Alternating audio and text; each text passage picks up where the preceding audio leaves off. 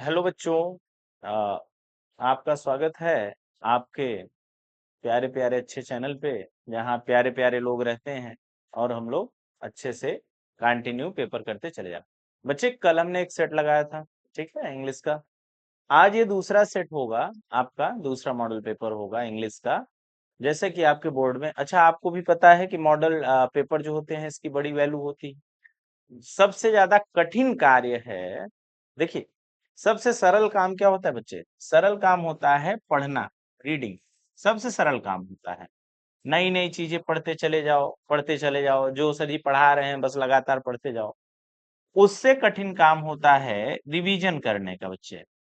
Revision करने का काम इससे भी ज्यादा हार्ड होता है, ठीक है। इससे भी हार्ड होता है, पढ़ने से ज्यादा रिवीजन करना।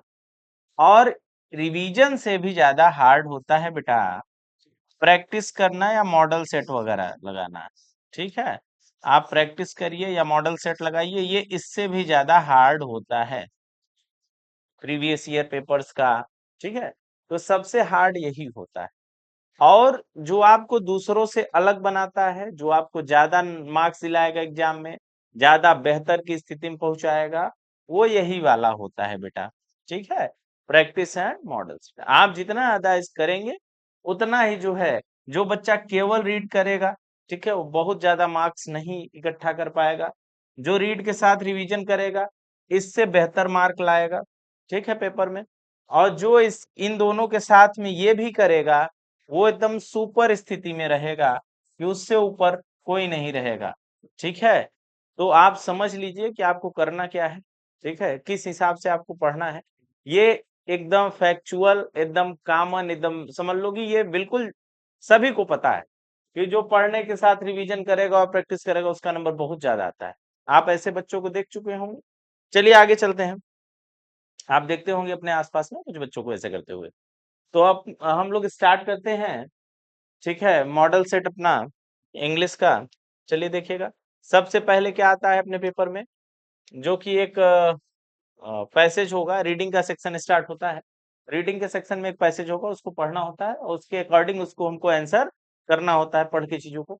जैसे ये लिखा हुआ है, read the following passage carefully and choose option to answer the question that follow. कि भैया इस पैसेज को अच्छे से पढ़िए और जो भी क्वेश्चन इस क्वेश्चन के अकॉर्डिंग जो फॉलोइंग आंसर है उसको बताइए क्या होगा। तो चलिए देखते हैं। लिखा है, discipline must be enforced early in life. Early in life मतलब बचपन से ही। जो बेटा डिसिप्लिन है, डिसिप्लिन समझते हो ना, अनुशासन। अनुशासन जो है बचपन से ही जीवन में क्या करना चाहिए, इन्फोर्स करना चाहिए, ले आना चाहिए, ठीक है। या गार्जियन आपके जो है ले आए, या तो आप स्वयं जो है इतना रहे, वैसे होता नहीं है, गार्जियन हिलाते हैं। Discipline at home makes for the future greatness of a child. एक जो बच्चा होता है उसे भविष्य में महान कौन बनाता है बेटा? डिसिप्लिन बनाता है उसका, ठीक है, जो घर का उसका डिसिप्लिन होता है। It forms his character and makes him a fit citizen। इससे क्या होता है कि उसका एक चरित्र का निर्माण होता है और एक अच्छा सिटीजन जो है, अच्छा नागरिक बनता है। The child who is allowed to have his own way becomes wayward. The child who is allowed all sort of excesses like running about in the sun। देखिए, जो बच्चा बेटा, the child who is allowed to have own way become, जिस child को अपने तरीके से छोड़ दिया जाता है कि आप अपने मन मर्जी हो, मन के मालिक हो, जैसा मन है रहो। और जिस बच्चे को बेटा जो है अलाउ किया जाता है, शॉर्ट मतलब चीजें जो है अनुशासित रखी जाती है, एक्सेस नहीं दिया जाता, जैसे running about the in the sun, सूर्य में किसी को दौड़ा देना, धूप में, एक्सपोजिंग हिमसेल्फ टू कोल्ड, ठीक है। जैसे ठंडी में भी अपने आप को खुला रखना, ईटिंग होलसम थिंग, सारी चीजों को खाना, will fall ill frequently as a result. तो होता क्या है कि वो बच्चा जो अनुशासन में नहीं रहता है, धूप में घूम रहा है, ठीक है, ठंडियों में अपना शर्ट का बटन वटन देखते हो खोल के टहल रहे हैं, तो ऐसे बच्चे क्या होते हैं, अरे छोटे वाले में, मैं बहुत छोटे वाले की बात कर रहा हूँ, बड़े में तो आप लोग हो ही, तो वो देखते हो कि बहुत जल्दी बीमार पड़ जाते हैं। और जो बच्चे अनुशासन में रहते हैं, नहीं भाई धूप में नहीं जाना, बहुत ज्यादा कोल्ड में नहीं जाना, अच्छे से रहना है, ऐसे मतलब बिहेव करना है, अनुशासन में रहते हैं, तो अपेक्षाकृत कम बीमार पड़ते हैं। A child whose habits have been disciplined, एक बच्चा जिसकी जो है हैबिट डिसिप्लिन्ड है, मतलब उसकी आदतें जो है अनुशासन में है, who has been taught to rise early, जो जल्दी उठने, जिसको सिखाया जाता है कि जल्दी उठिए, अटेंड हिज लेसन्स प्रॉपरली, अपने पाठ को अच्छे से याद करिए, अटेंड करिए, स्कूल कॉलेज बढ़िया से जाइए भैया, डेली जाइए, take physical exercise, daily physical exercise करिए, एट द प्रॉपर टाइम, समय पे अपने करिए, उसके साथ में avoid things that are injurious, जो चीजें खतरनाक है उनसे दूर रहिए, will grow up to be useful member of society, तो ऐसे बालक जो है बड़े ही उपयोगी होते हैं समाज के लिए। ठीक है, ऐसा देखा गया है, ऐसा देखा जाता है। तो भैया कह रहा है discipline is important for a child, Vikas, discipline एक चाइल्ड के लिए बड़ा इंपॉर्टेंट है, क्योंकि it forms his character and make him a good citizen, क्योंकि डिसिप्लिन क्या करता है, उस बच्चे का चरित्र निर्माण करता है और उसे अच्छा नागरिक बनने में मदद करता है। उसके बाद देखिए, a discipline child will grow up to be a, जो एक डिसिप्लिन्ड चाइल्ड होगा, ठीक है, ऐसा चाइल्ड होगा जो डिसिप्लिन में रहता है, तो हमेशा कैसे ग्रो करेगा बच्चे, वो हमेशा useful member of the society रहेगा, सोसाइटी का क्या रहेगा, बड़ा ही उपयोगी सदस्य रहता है ऐसा व्यक्ति। उसके बाद देखिए, which word is opposite to the word frequently as used in the passage, कौन सा शब्द है जो मतलब कि आपको बताना है, विलोम शब्द बताना है फ्रीक्वेंटली का, फ्रीक्वेंटली का मतलब होता है बेटा बार बार, फ्रीक्वेंटली का मतलब क्या होता है, बार बार, ठीक है, बार बार, ठेठ भाषा में ये कहते हो ना, बार बार ये काम कर रहे हैं, तो बार बार, ठीक है। रेयरली का मतलब होता है कभी कभार, रेयरली का मतलब क्या होता है बेटा, तो कहते हो ना कभी कभार फलाने हमसे मिलने आते हैं, तो वही वाला है कभी कभार, ठीक है, तो क्या होगा, कभी कभार होगा। चलिए आगे चलते हैं, आगे आइए, क्वेश्चन नंबर 4 to 8 क्या कह रहा है, इसको समझते हैं। कुछ तो कह रहा है आपसे करने के लिए, ठीक है, वही करते जाइए बिना टेंशन के। देखिएगा, choose the correct option to answer the following, correct option choose करिए इनका जो है आंसर देने के लिए, जो नीचे लिखा हुआ है। कह रहा है the train will have left the station before he reaches, बेटा सुनो, जब विल हैव पहला देखिए, बिफोर के पहले वाला आपने पढ़ा है future perfect tense, future perfect tense, ठीक है, ये फ्यूचर परफेक्ट टेंस का है बेटा। तो बिफोर के पहले अगर, बिफोर के पहले फ्यूचर परफेक्ट यूज होता है, ठीक है, तो बिफोर के बाद में बेटा प्रेजेंट इंडेफिनिट लगेगा, क्या लगेगा, प्रेजेंट इंडेफिनिट लगेगा। तो प्रेजेंट इंडेफिनिट के अकॉर्डिंग ये तो वर्ब का सेकंड फॉर्म नहीं लगता है, ये भी नहीं लगेगा, क्योंकि सब्जेक्ट सिंगुलर है तो यस या यस वाला लगेगा, तो ये लगेगा, ये भी नहीं लगेगा। समझ में आया, बिफोर ही रीचेस होगा। अब यहाँ पे देखिए, if you do not do your work carefully you are careless, मतलब यदि आप जो है अपना कार्य बहुत सावधानी से नहीं करते हैं, तो इसका मतलब आप क्या है, आप सेंस आपके पास नहीं है, नो, आपके पास वर्थ नहीं है, नहीं, ये भी नहीं होगा, चांसलेस भी नहीं होगा बेटा, केयरलेस होगा ना, यहाँ पे आप लापरवाह हैं, सिंपल से मतलब आप अगर सावधानी से कोई काम नहीं करते तो लापरवाह है, यही ना बोला जाएगा। चलिए आगे चलते हैं, rearrange the following words clusters to make a meaningful sentence, ये कह रहा है कि आपको इस सेंटेंस को रीअरेंज करना है जिससे एक मीनिंगफुल सेंटेंस बन पाए। तो रीअरेंज करिए ना, football play not boys these do, तो बेटा सबसे पहले सब्जेक्ट लगाते हैं, और सब्जेक्ट में हमको दिख रहा है दीज और बॉयज, साथ में प्रयोग करना पड़ेगा। तो देखो दीज बॉयज इसमें तो नहीं है, इसमें भी नहीं है, ये वाला है और ये वाला है। उसके बाद बेटा आएगा हेल्पिंग वर्ब, और हेल्पिंग वर्ब हमको डू दिख रही है, तो डू आ गई, इसमें डू नहीं है, तो ये वाला गलत है, ये वाला सही है। These boy do not play football बन गया।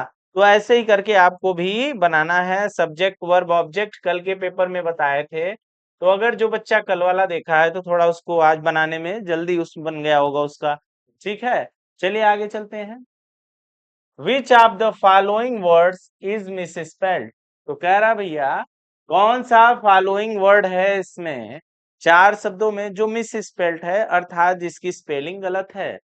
तो देखो, पनिश मतलब दंड देना, पेरिस मतलब कठिन चीजें, अकम्प्लिश मतलब कुछ चीज पाना, सब सही है। इसका स्पेलिंग गलत है, डिस्टिंग्विश का स्पेलिंग ये नहीं होता है।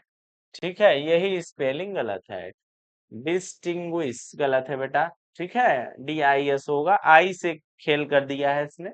उसके बाद देखिएगा 8वां क्वेश्चन, मीरा लुक्स हर पेरेंट्स वेरी वेल। अच्छा ये बताओ मिस स्पेल्ड वाला कैसे करोगे? ज्यादा बुक पढ़ोगे, जो बच्चा रेयरली मतलब डेली बुक पढ़ता है, ठीक है, स्कूल में या फिर अपने से थोड़ी सी कहानी पढ़ ली, जो भी समझ में आया। यूपी बोर्ड के बच्चे को हम मान रहे हैं पूरा 100% कहानी, इंग्लिश थोड़ा इनकी वीक होती है, तो कंप्लीट समझ में नहीं आ रहा, तो कुछ तो समझ में आ रहा है ना बच्चे, थोड़ा बहुत जो भी समझ में आ रहा है। आपने वर्ड्स जो है स्टार्ट कर देते कि हाँ ये चीजें, अच्छा एवरीडे ऐसे लिखा जाता है, रेयरली ऐसे लिखा जाता है, डेली ऐसे लिखा, कुछ कॉम्प्लिकेटेड मीनिंग्स होती हैं वो आपके दिमाग में बार बार घर कर जाती हैं, तो ये करना जरूरी होता है, रीडिंग बड़ा इंपॉर्टेंट होता है। देखिएगा, मीरा लुक्स हर पेरेंट्स वेरी वेल। भैया लुक आफ्टर होता है देखभाल करना। देखो लुक अप अलग मीनिंग निकलेगा, लुक इन का मीनिंग अलग लिखेगा, लुक डाउन का मीनिंग अलग होता है। लुक आफ्टर का मतलब होता है बेटा देखभाल करना। ठीक है, तो लुक डाउन का मतलब होता है नीचा दिखाना, लुक आफ्टर का मतलब क्या होता है? देखभाल करना। तो हर मीनिंग का अर्थ अलग अलग होता है बेटा। ठीक है, तो यही वो दिया है, याद कर लीजिएगा। इसको क्या करेंगे आप, याद कर लेंगे। लुक डाउन ज्यादा आता है, लुक डाउन का मतलब होता है नीचा दिखाना किसी को, नीचा दिखाना। लुक अप का मतलब होता है ऊपर देखना, लुक इन का मतलब होता है नीचे देखना। ठीक है, और लुक डाउन का मतलब नीचा दिखाना, लुक आफ्टर का मतलब देखभाल करना, तो लुक के बाद आफ्टर लगेगा बेटा। ठीक है, चलिए आगे आ जाइए क्वेश्चन नंबर 9 पे। क्वेश्चन नंबर 9 कह रहा है रीड द फॉलोइंग पैसेज। ये पैसेज बड़े ध्यान से पढ़िए और जो क्वेश्चन पूछा जा रहा है उसका आंसर करिए। ठीक है, पढ़ लिया जाएगा, क्या करना है। लिखा है, I knew that the oppressor must be liberated just as surely as the oppressed. कह रहा है कि जैसे एक ऑपरेशन का मतलब होता है किसी को दबाने वाला, किसी के साथ अन्याय करने वाला और अन्याय सहने वाला, दोनों को अपनी अपनी बात रखने की, या लिबरेटेड मतलब उनके लिए थोड़ा अपनी बात रखने देनी चाहिए। ठीक है, ऐसा नहीं है कि आप एक बात सुन रहे हो एक बात नहीं सुन रहे हो, तो आपको दोनों को उनकी बात सुननी है। उसके बाद, a man who takes away another man's freedom. एक व्यक्ति जो दूसरे व्यक्ति का आजादी छीनता है बेटा, is a prisoner of hatred. वह घृणा का कैदी होता है या घृणा का पात्र होता है। He is locked behind the bars of prejudices and narrow mindedness. तो वह व्यक्ति जो होता है वह पूर्वाग्रह का और संकीर्ण मानसिकता के जेल में रहने लायक है। मतलब जैसे पूर्वाग्रह की जेल क्या होती है, जैसे आप पहले से ही विचार बना लेते हो, कोई ऐसा नाम आएगा या कोई ऐसी कम्युनिटी या कुछ ऐसा विचार में आता है दिमाग में, तो पहले ही कहते हो अरे वो तो गंदे लोग हैं, अरे वो तो गंदा व्यक्ति है, अरे वो तो ऐसे, मतलब वो हमेशा उसके बारे में निगेटिव थिंकिंग रखना पहले से ही, क्योंकि तुमने अपने दिमाग से वो नहीं बनाया है, सोसाइटी ने और कुछ लोगों के जो है सुन के तुमने पूर्वाग्रहित हो गए हो कि नहीं ये चीज खराब होती है अच्छी होती है। आप वो करने से पहले ही जो है, उससे मिलने से पहले ही आप पूर्वाग्रहित हुए रहते हैं, तो वही होता है कि आप पहले से ही विचार जो बना लेते हैं उसी को प्रिजुडिस। इसी चीज पे ये पूरा पैसेज जो है लाई करता है। चलिए आगे देखिए, who according to Mandela is not free. Mandela के अनुसार वह कौन है जो फ्री नहीं है? तो बोथ ए एंड बी। बेटा ये जो पैसेज होता है ना, ये आपके किताब के बीच में से कहीं से काट के रख दिया जाता है, जो बुक में कितने सारे लेसन है वहां से बीच में से कहीं से उठा के दे देगा, और ऑप्शन क्वेश्चन इसी में रहेगा। तो अगर आपने कहानी पढ़ी है ना, तो बड़े आराम से कर ले जाएंगे। यहाँ पे आपको अजीब लग रहा होगा, लेकिन कहानियों का भी सेशन चलेगा ना, आप परेशान न होइए, कहानियां भी चलेंगी अपने चैनल पे, और जब वहां पे ये कहानियां चलेंगी, ठीक है, मतलब एक एक घंटे डेढ़ डेढ़ दो दो घंटे की जो भी स्टोरी टेलिंग होगी आपको बताई जाएगी। तो जब आपको ये स्टोरी टेलिंग बताई जाएगी ना लाइन बाय लाइन, तो आप उसको पढ़ लेंगे, तो ये वाले क्वेश्चन तो आराम से बनेंगे और बड़ी ही जल्द ये होगा आपके लिए, आप परेशान न होइए। ठीक है, आगे देखिएगा, a man who takes away another man's freedom is जो बेटा दूसरे व्यक्तियों का स्वतंत्रता छीनता है वो क्या होता है? प्रिजनर प्रिजनर ऑफ हेट्रेड होता है, घृणा का पात्र होता है, घृणा का कैदी होता है। ठीक है, आगे आइए। क्वेश्चन नंबर 11 to 13 ये कह रहा है, पढ़िए और आंसर करिए। Democracy elections were held in south Africa in and Mandela become the first black president of new nation. ये कह रहा है कि जब डेमोक्रेसी इलेक्शन, ठीक है, लोकतांत्रिक जो है चुनाव हुए साउथ अफ्रीका में, और किस साल हुए, मंडेला जो है उस साल क्या बने? फर्स्ट ब्लैक, प्रथम काले जो है राष्ट्रपति बने। वह कौन सा ईयर था? तो बच्चे वह 1994 था ना। कौन सा ईयर था? 1994, 1994 की बात है। मंडेला क्या बने थे? First black prime minister of new nation is known as South Africa. Understand? चलिए। Lencho wrote a letter to God asking for a pesos. कितना पीसोस लेंचो ने गॉड से मांगा था? तो आपको पता है 100 पीसोस मांगे थे उसने, बट मिले कितने थे? 70। उसने कहा 30 किसने चुराए? डाक विभाग वालों ने, डाकिया ने चुरा लिया। देखो, वल्ली वॉज ईयर ओल्ड गर्ल। वल्ली कितने ईयर की ओल्ड गर्ल थी? तो भैया बल्ली वल्ली जो भी हो, 8 साल की लड़की थी ये। कितने साल की? 8 साल की। उसके बाद कह रहा है कि स्टैंजा पढ़िए और कुछ आंसर दीजिए। नो प्रॉब्लम, पढ़ते हैं स्टैंजा। लिखा है, he starts in his vivid steps. वह जो है चलता कैसे भैया? चल रहा है अपने जो विविड स्ट्रिप मतलब होता है पकड़, ठीक है, जो पैर के पंजे वंजे होते हैं ना। ये टाइगर के बारे में बात कर रहा है, टाइगर वाले चैप्टर का है। The few step of his cage. अपने देखे वो क्या करता है, अपने जो चौड़े चौड़े पंजे हैं उससे बड़े आराम से स्टॉक करते हुए चल रहा है। कौन? टाइगर। अपने जहां पे बंद है केज, कुछ केज में कुछ दूरी पर वो चलता है। On pads of velvet quite. बड़े ही आराम आराम से पैर रख रख के चल रहा है, आवाज नहीं आ रही है। इन हिज क्वाइट रेस, लेकिन मन में उसके बहुत ज्यादा गुस्सा भरा हुआ है। कत्ल ही कर देंगे जो मिल जाए हमको खाने के लिए, पकड़ के क्या करेंगे? खा लेंगे टाइगर को। अब टाइगर यही ना सोचेगा, और क्या। एक कह रहा है कि केज में कौन था? तो केज में आपने अगर स्टोरी पढ़ी होती तो पता होता टाइगर था। कौन था बच्चे? टाइगर था। Who is the poet of poem from which stat has been taken? तो भैया कौन है पोएट जो जिन्होंने ये पोयम लिखी है? तो उनका नाम है वाल्ट व्हाइटमैन। क्या नाम है इनका? Walt Whitman. व्हाइटमैन है, वाल्ट नाम है इनका। ठीक है, वाल्ट व्हाइटमैन, ऐसे याद कर लेना। Choose the correct option to answer the following question. ठीक है, कुछ फॉलोइंग क्वेश्चन दिए हैं और इनके करेक्ट ऑप्शन आपको चूज करने हैं। Question number 16। चलिए आ जाते हैं क्वेश्चन नंबर 16 पे। At the clinic the doctor gave tricky. Clinic पे डॉक्टर ने ट्रिकी को क्या दिया था? तो बताओ जल्दी से। उन्होंने दिया था नो फूड फॉर 2 डेज।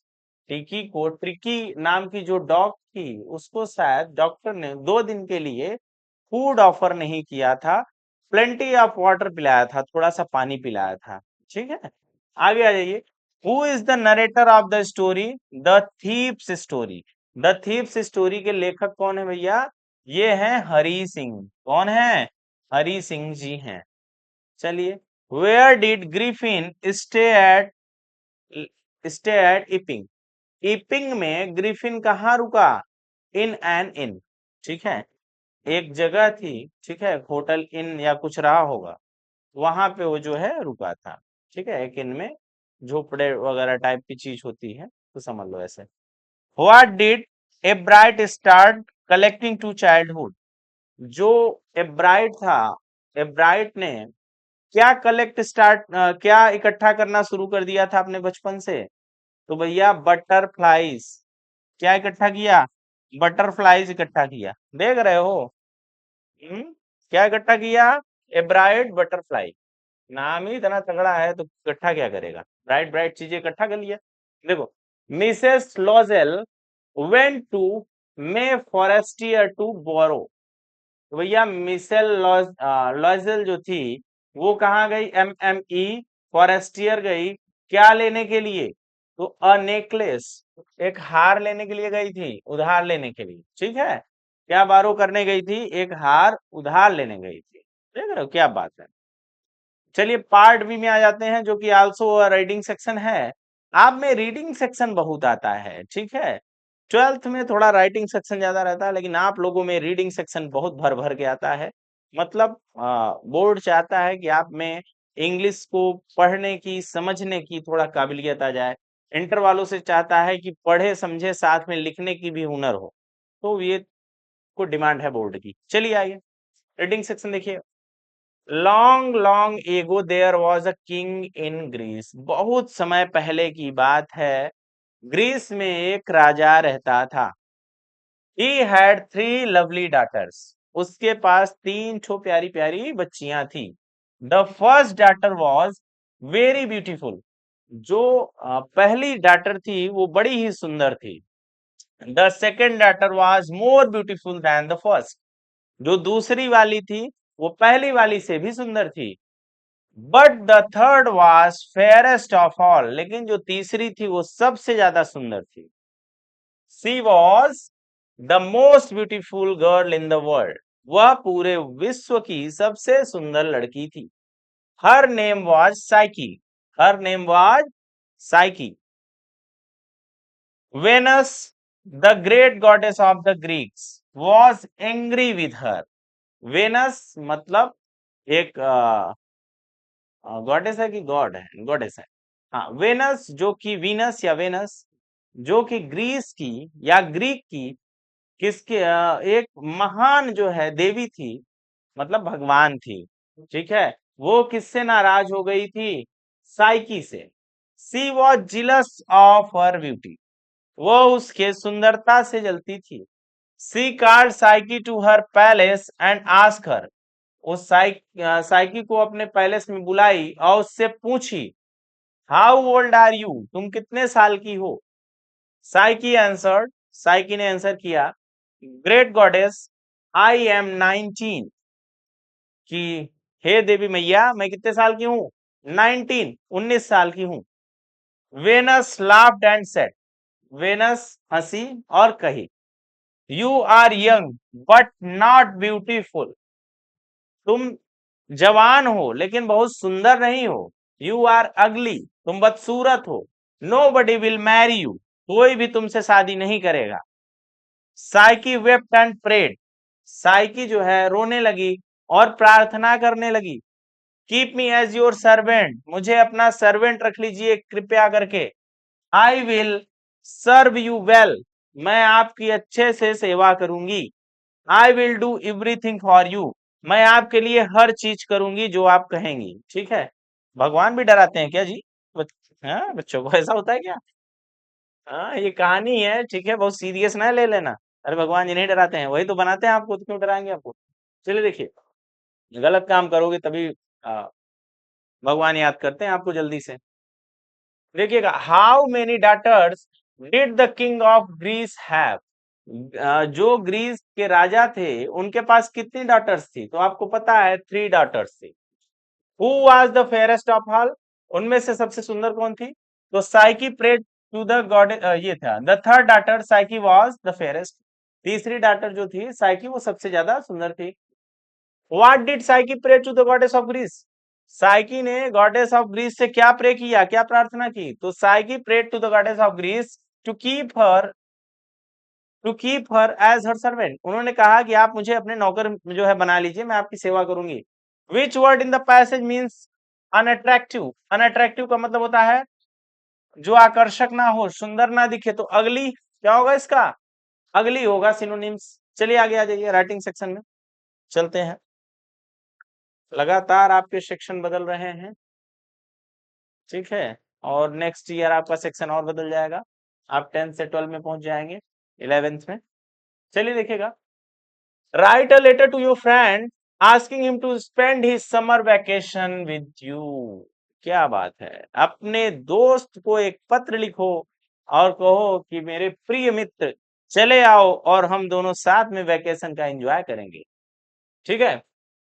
बाकी नीचे अपना पता आंसर स्टार्ट करो, जो भी आपका पता हो, वेस्ट दिल्ली पिन कोड वगैरह, उसके बाद यहाँ पे जिसको पत्र लिखना है, डियर मोहन, सोहन, रोहन, जो भी हो, और यहाँ पे डेट डालना है। ठीक है, ये लिखने का तरीका है। फिर यहाँ से स्टार्ट करना है।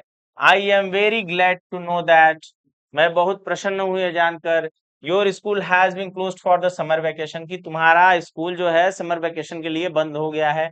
It is a nice coincident that my school has been also closed this weekend for the same. ठीक है, ये कह रहा है कि जानकर बड़ी प्रसन्नता हुई कि तुम्हारा स्कूल और मेरा स्कूल साथ ही बंद हो गया है, अब तो मौज करेंगे। For the same, I think it is a great occasion to spend this year summer vacation in Shimla together. क्या बात है, अरे बड़ा बढ़िया ओकेशन मिला है भैया। चलो दोनों दोस्त मिलके शिमला करें, शिमला में ये साल वेकेशन हम लोग क्या करते हैं, एंजॉय करते हैं, साथ में वहां पे जो है अपना टाइम स्पेंड करते हैं, कोई बात नहीं है। This will give a respite for next 15 days from the blistering summer heat of plains. तो भैया ये अगले 15 दिनों में बड़ी तगड़ी गर्मी, ब्लिस्टरिंग मतलब बड़ी जलाने वाली गर्मी पड़ने वाली है जो है प्लेन्स में। प्लेन्स मतलब बेटा जहाँ पहाड़ नहीं है, हम लोग प्लेन्स में है अभी, यूपी वाले। ठीक है, besides we will enjoy the various tourist location sites. ये सब छोड़ो, वहां पे हम चलेंगे ना, तो we will enjoy the various tourist मतलब लोकेशन, बहुत सारे वहां पे ऐसे टूरिस्ट लोकेशन है जिसको हम लोग जो है क्या करेंगे, एक्सप्लोर करेंगे, एंजॉय करेंगे अराउंड शिमला। लाइक शिमला में क्या क्या है देखो, जैसे कुफरी है, कुफरी घूम सकते हैं। राइज है, राइज है बेटा, कुछ वहां पे घूमने लायक। And do sumptuous shopping in the evening, और हम लोग कुछ अच्छी खासी शॉपिंग भी करेंगे इवनिंग में, शाम के टाइम पे।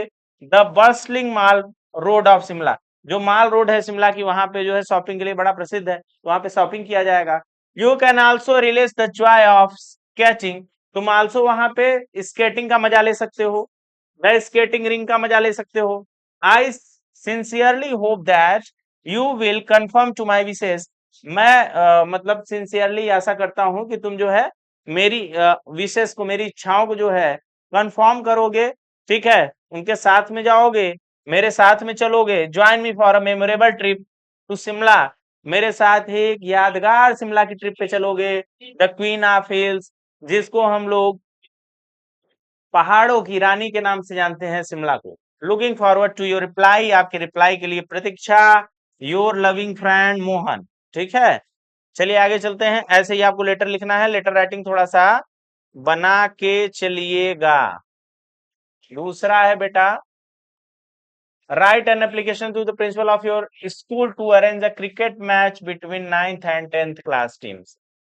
अपने प्रिंसिपल को जो है एक लेटर लिखिए और उनसे कहिए कि प्रिंसिपल साहब, एप्लीकेशन लिखना है, हाँ एप्लीकेशन लिखना है, और उनसे कहिए कि सर जी 9th और 10th क्लास के बीच में एक मैच करवा दो क्रिकेट का, समझ में आ जाए कौन ज्यादा हीरो है। हाँ, 9th वाले ज्यादा बड़े हैं कि 10th वाले ज्यादा अच्छा मैच खेलते हैं। तो चलो देख लो कैसे लिखते हैं इसको, एप्लीकेशन राइटिंग करने का तरीका क्या होता है। देखो तो भैया, to the principal Divine public school, जो भी हो ऐसे लिखना। उसके बाद यहाँ पे डेट डालना है बेटा, दोनों में, लेटर में भी एप्लीकेशन में भी। यहाँ लिखना है रिस्पेक्टेड सर।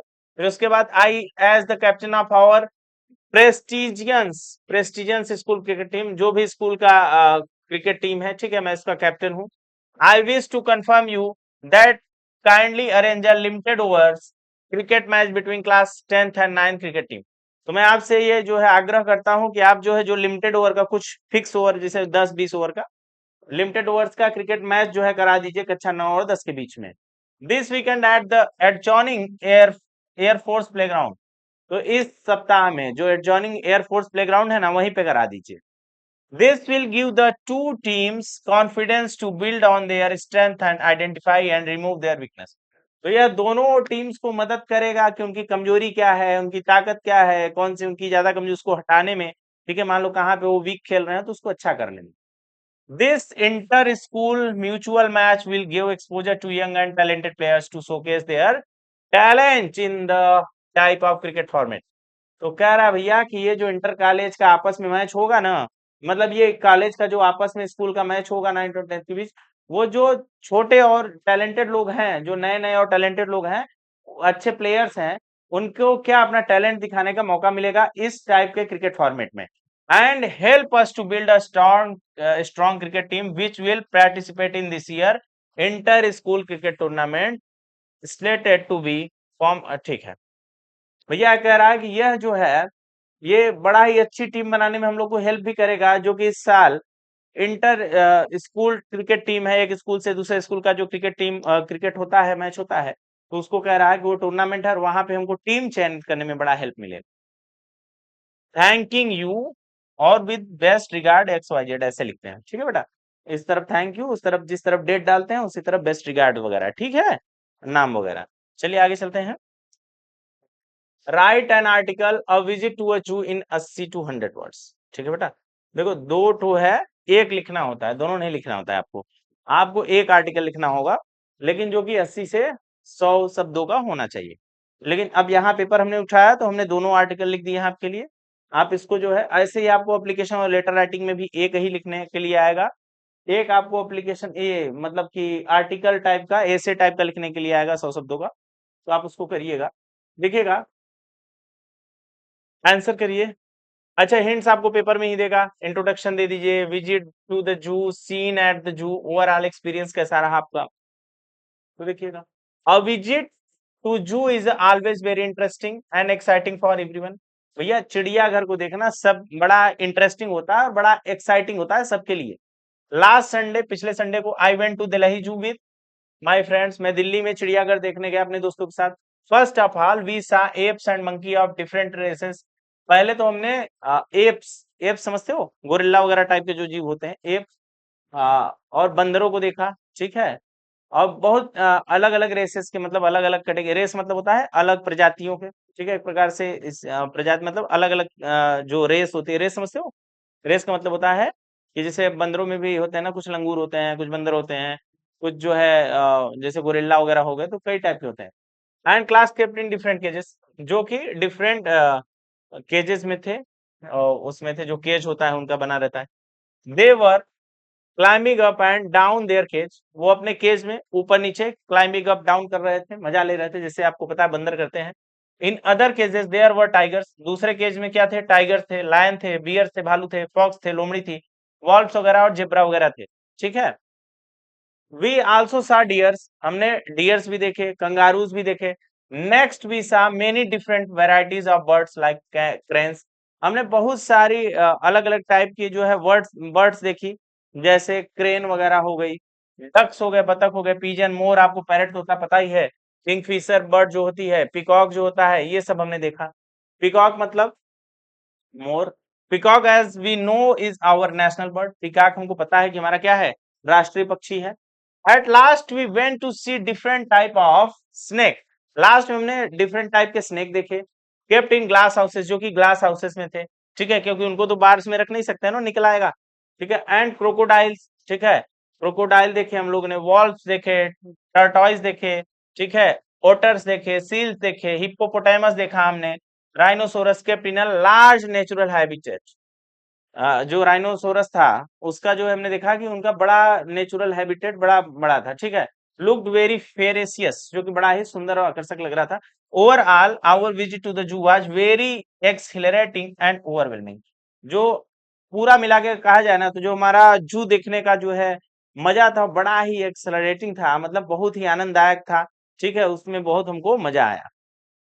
तो ऐसे आपको कुछ कुछ लिखना पड़ेगा, ठीक है। आपको देख रहे हो कितना जानवर का नाम ही लिख दिया है, 50 ठो, 10-20 ठो लिखोगे एटसेट्रा कर देना, जितना आएगा आएगा, पूरा जानवर का नाम याद नहीं आएगा मेन टाइम पे। आपको पता तो है, इतने सारे जानवर बताया, कुछ ऐसा नहीं है कि आपको वो चीजें नहीं पता है, पता रहती है, बट प्रेजेंट टाइम पे, उस टाइम पे पेपर के टाइम पे माइंड में नहीं आएगा। दो चार पांच 10 जानवर के नाम आएंगे तो उतना लिख के फिर आगे बढ़ जाना, ठीक है। देखो, right a report on the independent day celebration in your school in about 18 to 100 words in the basis of hints given below। कह रहा है भैया इंडिपेंडेंस डे के बारे में 80 से 100 शब्दों का एक आर्टिकल लिख दीजिए, कोई बात नहीं है, लिख दीजिए। अच्छा हिंट दिया है, decoration of school building, flag hoisting ceremony, उसके बाद singing of national anthem etcetera, ये सब दिया है। Cultural programme, principal's speech, distribution of sweets, तो ये सब तो होता है ना, तो ये सब दिया है, देखिएगा। लाइक एवरी ईयर, जैसे कि हर साल होता है, दिस ईयर टू, इस साल भी our school celebrated independence day on 15 August 2021। तो हमारा स्कूल इस साल भी 15 अगस्त 2026 को, ठीक है, आ गया नहीं आया अभी 25 को, 15 अगस्त 2025 को हमने जो है मनाया क्या, सेलिब्रेट किया हमने इंडिपेंडेंस डे, स्वतंत्रता दिवस को, विद ग्रेट जो है बहुत खुशी के साथ, मजा आया। National national fervour and pride, जो कि नेशनल जो है प्राइड का प्रतीक है, ठीक है, अ सेंस ऑफ हैप्पीनेस, जो कि एक खुशी का जो है आपको सेंस देता है। Pride could be clearly seen on the faces of all people as India was celebrating its 75th independence day. जैसा कि आपको पता है कि ये जो 80वां, ठीक है, इस साल तो 80वां था, तो उस समय 21 में 75 था, 75 था, तो मान लो 21 को लेकर ही चलो। तो जो स्वतंत्रता दिवस था ना 75वां वाला, जैसे कि जितने भारतीय थे सबके चेहरे पे दिख रहा था वो खुशी, वो जॉय, ठीक है, वो प्राइड सबके चेहरे पे दिख रही थी। The programme started with prayer at about 8 AM। जो हमारा प्रोग्राम शुरू हुआ ना प्रेयर, वो 8 बजे शुरू हुआ। The principal, vice principal and all the senior teachers were sitting on the chairs. जितने भी थे, प्रिंसिपल थे, वाइस प्रिंसिपल थे, सीनियर टीचर थे, सब कहाँ सीट पे, चेयर्स पे बैठे थे on the stage, and the students were standing in a proper line on the ground. तो भैया स्टूडेंट जो थे प्रॉपर एक स्टैंडिंग, वो लोग भी जो है खड़े थे एक प्रॉपर एक लाइन बना के ग्राउंड में, ठीक है। After this March post of school, इसके बाद एक स्कूल में मार्च पास्ट हुआ। मार्च पास्ट आप करते हो ना, आगे बढ़ पीछे मुड़, ठीक है, जो करते हो। एनसीसी टीम आई, national houses was organised who were classified in different categories. National houses बनाए गए थे, ठीक है, छोटे छोटे, और वो ऑर्गेनाइज किए गए थे कैसे, डिफरेंट, मतलब were classified in different category, different category के नेशनल हाउस बना के जो है बच्चों ने रखे थे। आफ्टर द मार्च पास्ट के बाद the principal of our school and chief guest AOC, जो भी चीफ गेस्ट थे उनका नाम था एओसी बारामुरली, ठीक है, एयरफोर्स स्टेशन जो भी थे, तो बमरौली एयरफोर्स स्टेशन के बारे में दिया है, बारामुरली नहीं दिया है, बमरौली। उसके बाद Allahabad inferred inferred the national flag and the national anthem was sung। उसके बाद उन्होंने क्या किया, उन्होंने जो नेशनल फ्लैग था उसको इन्फर्ट किया, मतलब उसको ऐसे डोरी खींचते हैं ना, उसको इन्फर्ट करना कहते हैं। उसके बाद नेशनल फ्लैग को इन्फर्ट करने के बाद नेशनल एंथम मतलब राष्ट्रगान स्टार्ट हुआ। Later on different cultural program, इसके बाद बहुत सारे कल्चरल प्रोग्राम हुए, लाइक प्रेस प्लेस, ठीक है, बहुत सारा प्ले किया गया, प्ले मतलब नाटक जो करते हुए ना बच्चे कर करके दिखाते, पेट्रियोटिक सॉन्ग बजाए गए, ठीक है। उसके बाद मोनो एक्टिंग शोज, मतलब एक सिंगल सिंगल बच्चा जो एक्टिंग शो करता है वो हुआ। उसके बाद बहुत सारा चीज ऑर्गेनाइज हुआ। उसके बाद स्वीट डिस्ट्रीब्यूशन हुआ अबाउट 12 PM, ठीक है बच्चे। तो ऐसे आपको करना है। तो यही सब जो आप करते हो हिंदी में लिखना, उसको इंग्लिश में ट्रांसलेट कर देना। अगर नहीं कुछ समझ में आए, हिंदी में लिखना और इंग्लिश में क्या कर देना, उसको ट्रांसलेट कर देना है। यहाँ देखो ग्रामर सेक्शन में, rewrite the following sentences by changing into indirect speech. Indirect speech में बदलना है बेटा। Ram said to his friend where are you going. Ram ने, देखो ये इंट्रोगेटिव का इनडायरेक्ट है, तो इसमें वेयर देखो ये लग जाएगा। इनडायरेक्ट स्पीच में Ram asked his friend where, ही काम करता है कनेक्टिव के रूप में, तो वेयर ही वाज गोइंग। उसके बाद देखो ये पैसिव वॉइस में क्या करना है आपको, he did not help me, इसमें ही बन जाएगा सब्जेक्ट, ही बन जाएगा object, I was not help by him. Active passive narration जिसको नहीं आता है थोड़ा सा मेहनत कर लेंगे आ जाएगा, या पुरानी वीडियो है 12th वाली ग्रामर की, उसको जाके एसकेएमएसटीडी पे देख लीजिएगा, आ जाएगा। यहाँ देखिएगा, the teacher said to the students do not pluck the flowers. Teacher ने स्टूडेंट से कहा कि डू नॉट, फूलों को मत तोड़ो, ठीक है। इसको पंक्चुएट करना है तो आपको सिंपल सा पता है, teacher said to the student, उसके बाद यहाँ comma, double inverted comma, do not pluck the flowers, यहाँ पे आप पंक्चुएशन लगाएंगे। पंक्चुएशन आपको पढ़ाया जाएगा, एक वीडियो आएगा, ठीक है, 20 से 25 मिनट का, उसमें कंप्लीट करा दिया जाएगा। बड़ा छोटा चीज टॉपिक है, 1 घंटे में आराम से हो जाएगा। देखो ट्रांसलेट करना है इसको इंग्लिश में। कल मैं बाजार जा रहा था, रास्ते में एक बूढ़ा व्यक्ति मिला, वो धीरे धीरे चल रहा था, उसे देखकर मुझे दया आ गई और मैंने उसकी सहायता की। तो इसको आप बड़े इजीली बना सकते हो, जैसे यस्टरडे, कल, I was going to the market, मैं बाजार जा रहा था, on the way I meet an old man, रास्ते में मुझे क्या मिला, एक बूढ़ा मिला। He was walking very slowly, बड़ा ही धीरे रेंग रहा था, चल रहा था।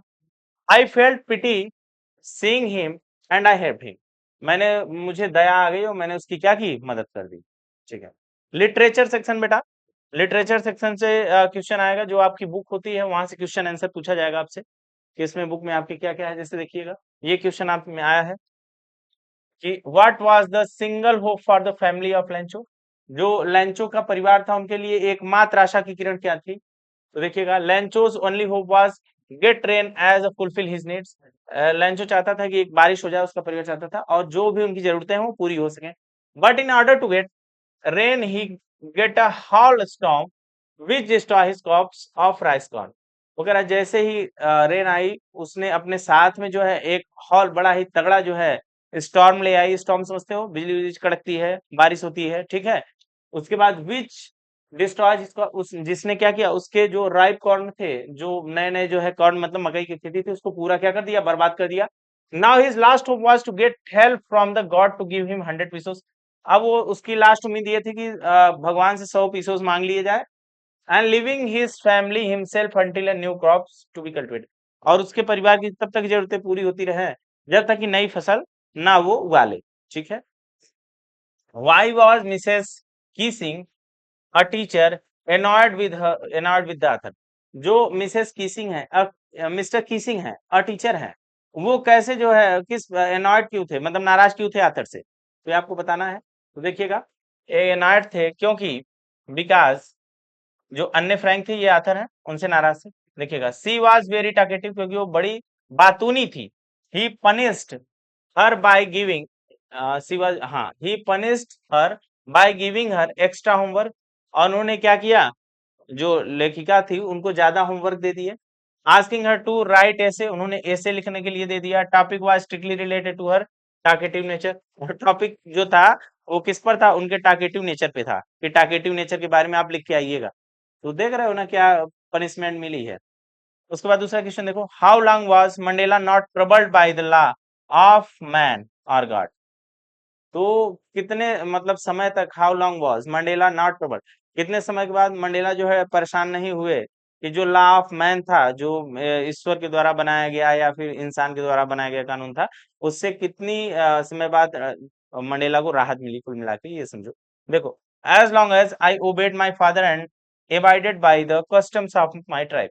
जैसा जैसे जो है मैंने अपने पिता का कहना माना, ये कौन, मंडेला जी, मंडेला के वर्ड्स में है, मैंने माना, माई father and abide by the customs of my tribe, जो मेरे ट्राइब के जो कस्टम्स हैं उनको मैंने माना, ठीक है, उनके नियमों को मैंने समझा। I was not troubled by the law of man, तो मुझे जो है, मैं परेशान नहीं हुआ, जो लॉ ऑफ मैन था, लोगों के जो है कानून था, उससे मैं परेशान नहीं हुआ, या जो भगवान का कानून था उससे भी मैं परेशान ना हुआ। It was only when I began to learn that, यह तब परेशानी हुई जब मैंने यह पढ़ना शुरू किया, यह सीखना जानना शुरू किया, that my boyhood freedom was an illusion, कि मेरा जो बचपन का फ्रीडम है, बॉयहुड का जो फ्रीडम था बचपने का, वो बस एक भ्रम था। When I discovered as a young man, मैं अपने आप को जैसे ही एक यंग मैन के रूप में खोजा, तो मुझको क्या मिला, that my freedom had already been taken from me, that I began, मेरी जो स्वतंत्रता है वो पहले से ही छीनी जा चुकी है। क्यों? जैसे ही I began my quest for getting my freedom back, जैसे ही मैं अपनी फ्रीडम को वापस मांगने लगा, मेरी फ्रीडम तभी छीनी जा चुकी। ठीक है, ये देखिएगा दूसरा क्वेश्चन है, what was the result of the incident when Bodhidharma cut off his eyelids according to an Indian legend. क्या हुआ, इसका परिणाम क्या हुआ, कि जब बोधि धर्मा ने अपना जो आईलिड्स होता है बेटा, उसको कट कर दिया, जैसे कि एक इंडियन लेजेंड ने किया था। चलिए देखते हैं क्या था यहाँ पे। बिकमिंग एंग्री विद हिमसेल्फ, अपने आप से गुस्सा होकर, he cut off his eyelids, उन्होंने अपनी आईलिड्स को काट दिया, to prevent it from happening again, जिससे यह जो है फिर से दोबारा ना हो, दोबारा घटित ना हो। According to the legend, legend के अनुसार, as Bodhidharma's eyelid hit the floors, जैसे ही बोधिधर्मा की जो आईलिड्स थी वो जमीन को टच की, फ्लोर को टच की, the first tea plant sprang up, तो पहला चाय का पौधा जो है उगाया।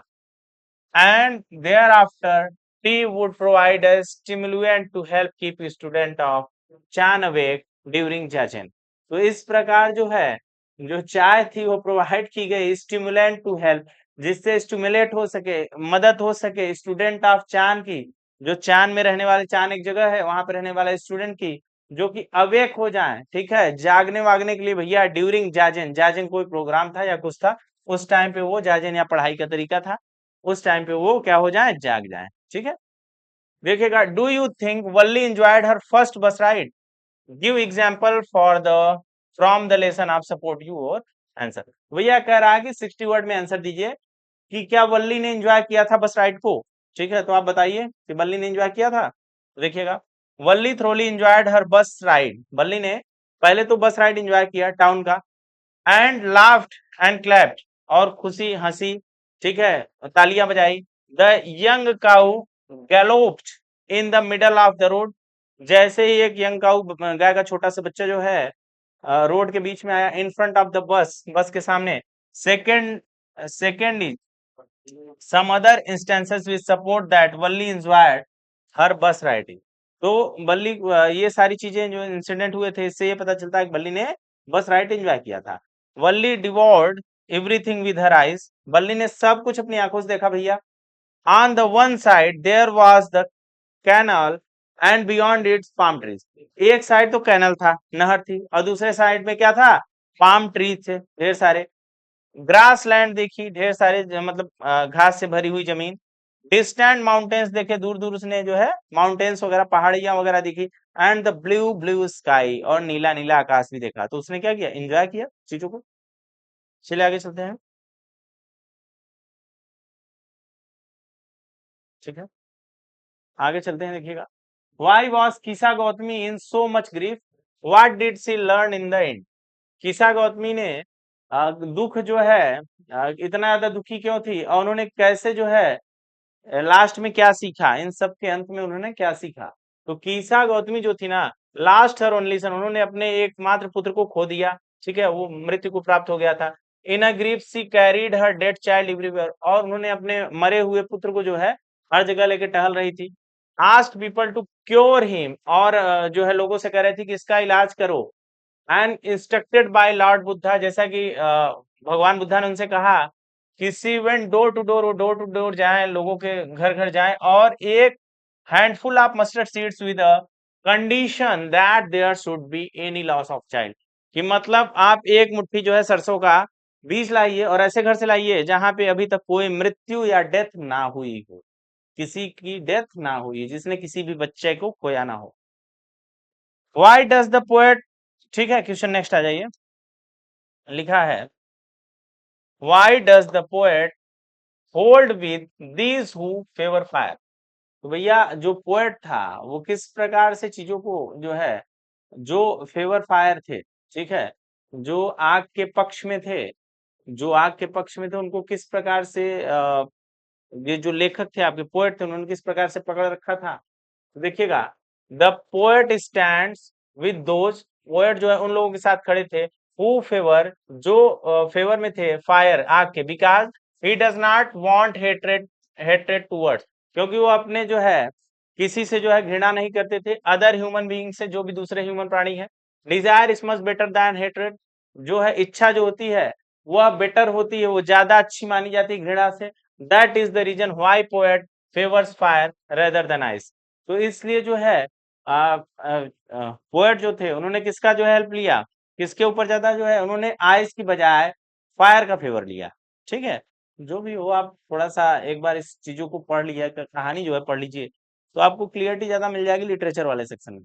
उसके बाद देखिए, right 4 line from A prescribed your syllabus. देखिए भैया एक स्टैंजा दिया है, और इसके हिसाब से आपसे क्वेश्चन पूछेगा, ठीक है। तो देखिए स्टैंजा क्या है, मतलब स्टैंजा नहीं दिया बेटा, ये आपको कह रहा है कि प्रिस्क्राइब योर सिलेबस, आपके सिलेबस में जो भी कविताएं दी हैं, पोएम्स दी हैं, उनमें से किसी भी पोएम का 4 लाइन लिख दीजिए। और जो क्वेश्चन पेपर में छपा है ना 4 लाइन स्टैंजा जो शुरू में दिया होता है, वो वाला मत लिखिएगा, कोई भी लिख दीजिए। तो आप कोई भी लिख दीजिए, some say the world will end in fire, some say in ice, from what I have tasted of desire I hold with those who favour fire. ये कह रहा है कि कुछ लोग कहते हैं कि कुछ दिन में ये विश्व क्या हो जाएगा, फायर में, आग में खत्म हो जाएगा। कुछ कहते हैं नहीं, ये बर्फ बन के खत्म हो जाएगा। From what I have tasted of Dzire, लेकिन कुछ कहते हैं कोई कि जो है इच्छाओं में खत्म हो जाएगा, लेकिन मेरा डिजायर ये है कि भैया मैं रहूंगा फायर के पक्ष में, ठीक है। बस यही है। अब देखिएगा, right the central idea of any of the following poem. जो आपको फॉलोइंग पोएम लिखी है, कह रहा है किसी एक का सेंट्रल आइडिया लिख दीजिए। जितना इसमें लिखा है बेटा, किसी एक का लिखना है आपको। और ये सेंट्रल आइडिया वाला क्वेश्चन देखिए, इसमें क्या है, पहला है dust of snow, a tiger in the zoo, और एनिमल्स। इन तीन में से एक ठो आपको करना है। तो भैया dust of snow, tiger in the zoo आप ऊपर देख चुके हैं। एनिमल्स अभी नहीं आया था, तो एनिमल्स का आप देख लीजिएगा। ठीक है, एनिमल्स का देखिए कैसे होगा। The central idea of the poem, जो सेंट्रल आइडिया है एनिमल्स का, वो क्या है, is that humans have lost their tokens. Humans जो है ना, वो अपना टोकन्स खो चुके हैं। और गुड क्वालिटीज, जो उनका गुड क्वालिटी का टोकन था ना, वो खत्म हो चुका है ह्यूमन का। Now have been retained by animal.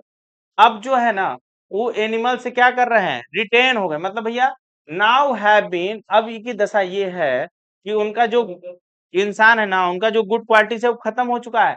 अब वो इस सब सारा क्वालिटी बल्कि एनिमल्स में आ गया है। देखिएगा, somewhere along the years human have, कुछ साल पहले की बात है, जो है ह्यूमंस है फॉरगेटन टू बी काइंड। जो है कुछ साल पहले की बात है, अब तो ह्यूमन जो है क्या हो चुके हैं, भूल चुके हैं कि काइंडनेस दया क्या होती है, सिंपैथी सहानुभूति क्या होती है, कंपनसेट मतलब किसी को सहायता देना क्या होता है, ग्रेटफुल क्या होता है, किसी पे जो है किसी को उपकार जिससे करते हो तो ग्रेटफुल होते हो ना आप। प्लेसिड एंड सेल्फ कंटेंटेड, क्या कंटेनेट क्या होता है, सारा कुछ सेल्फ कंटेंट मतलब अपने स्वयं से जो है कोई चीज जैसे आप कर देते हो अच्छा कार्य, तो ये सब सब कुछ ह्यूमन भूल चुके हैं। अब ह्यूमन क्या हो गए हैं, जानवर से भी बेकार निकलते जा रहे हैं ह्यूमन। ठीक है, क्वेश्चन नंबर 29 देखिएगा बेटा। Who was responsible for the poor condition of tricky. जो ट्रिकी था, ट्रिकी शायद डॉग था। ठीक है, तो उसके पुअर कंडीशन का रिस्पॉन्सिबल कौन था, तो ये बताना है आपका। मतलब उसके दयनीय दशा का उत्तरदायी कौन था। तो Pumphrey Mrs Pumphrey was responsible for Tricki's element, because Tricki का जो दयनीय दशा थी उसका रीजन कौन था, मिसेस पंपरी थी। Because she did not cut down its food, क्योंकि उन्होंने इसका खाना नहीं बंद किया। Provide him with proper exercises, ना ही जो है इसका अच्छे से एक्सरसाइज को कराया। इवन आफ्टर हैरियट्स एडवाइस, जब हैरियट ने एडवाइस किया था उसके बावजूद इन्होंने ऐसा नहीं किया।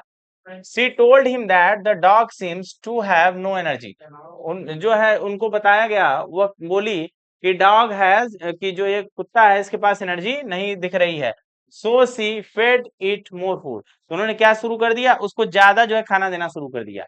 Mrs Pumphrey had dog name Tricki, उनके जो है डॉग का नाम क्या था, ट्रिकी था। Indirectly she was responsible for the dog illness, तो जो कुत्ते की बीमारी थी उसका रीजन क्या था, वही उत्तरदायी थी। ठीक है, उन्होंने इसको बीमार कर दिया। What were the reason for Matilda unhappiness, Matilda वाला कल भी क्वेश्चन आया था। देखो आपको दो क्वेश्चन देगा, एक करना होगा। यहाँ पे हम दोनों सॉल्व करा दे रहे हैं, बट आपको पेपर में ये चीज ध्यान देनी होगी, बहुत सारे बच्चे दोनों क्वेश्चन करके चले आते हैं। ठीक है, क्वेश्चन लिखा रहता है एनी ऑफ द फॉलोइंग। ठीक है, कितना क्वेश्चन करना है, यहाँ देखिएगा। What were the reason for Matilda unhappiness, जो मटिल्डा थी या मटिल्डा थे, उनके दुखी होने का कारण क्या था, तो बताइएगा।